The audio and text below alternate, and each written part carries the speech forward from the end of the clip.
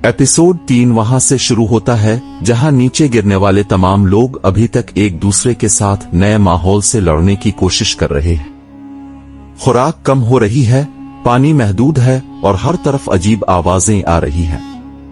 ये लोग अब अच्छी तरह समझ चुके हैं कि ये जगह किसी आम जंगल जैसी नहीं है, बल्कि ये हजारों साल पुरानी जमीन है। सुबह होती है तो कैंप में मौजूद सब लोग भूख की वजह से कमजोर महसूस कर रहे होते।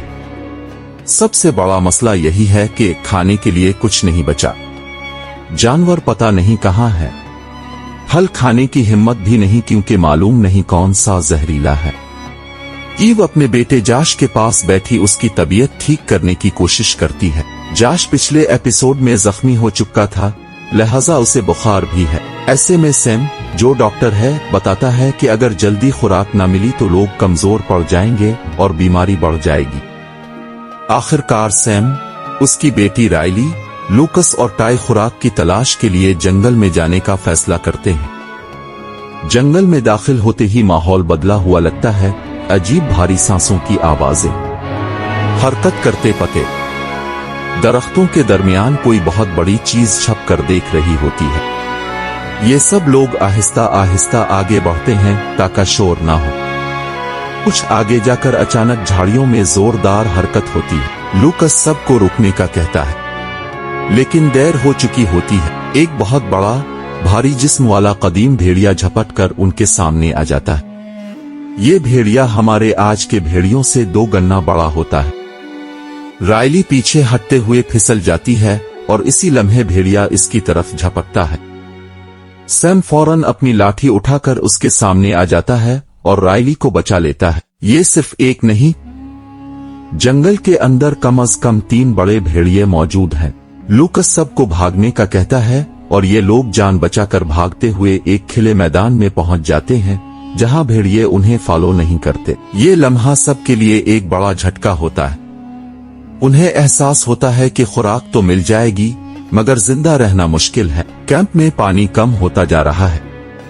ईव परेशान है, मगर उसका बेटा जाश कहता है, मामा अब सबको संभाल रही है, मैं ठीक हूंगा। ईव सब लोगों को इकट्ठा करती है और कहती है, हम सब एक टीम है। अकेले रहना मौत को दावत देना है। हम हर काम मिलकर करेंगे। इसकी बात से लोगों में हौसला आता है। जब ईव जंगल के किनारे पानी ढूंढने जाती है, इसे पते में फंसे हुए एक मेटल नेकलेस पर नजर पड़ती है।